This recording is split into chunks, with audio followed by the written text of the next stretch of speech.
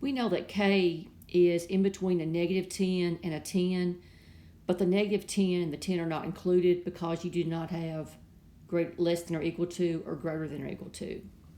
And we're trying to figure out, hey, is k positive, greater than 0? And if I look at clue 1, I have 1 over k is greater than 0.